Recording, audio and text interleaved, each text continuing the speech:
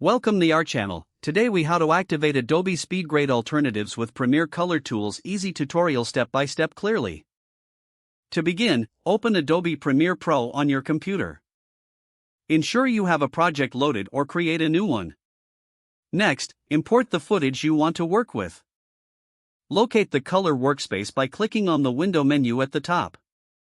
From the drop-down, select Workspaces and then choose Color. In the Lumetri Color panel, you'll find various options for color correction. Start with the Basic Correction tab. Adjust the exposure to enhance the brightness of your footage. Use the Contrast slider to add depth to your images. Next, navigate to the Creative tab.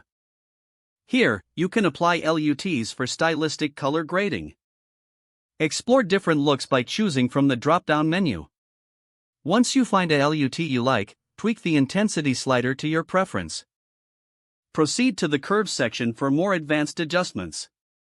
You can manipulate the RGB curves to fine-tune highlights and shadows. Switch to the Color Wheels and Match tab for further refinement. Use the color wheels to adjust the shadows, midtones, and highlights. For a more distinct look, navigate to the HSL Secondary tab. This allows you to select and adjust specific colors in your footage. To isolate a color, use the eyedropper tool to pick the shade from your clip. Adjust the sliders to modify the hue, saturation, and lightness of that color. Finally, go to the Vignette section if you want to create focus on a particular area of your frame. Slide the Amount slider to add or reduce the vignette effect. Once you're satisfied with your adjustments, click Export to save your work. Your footage is now enhanced with Premiere's color tools, mimicking the functionality of Adobe SpeedGrade.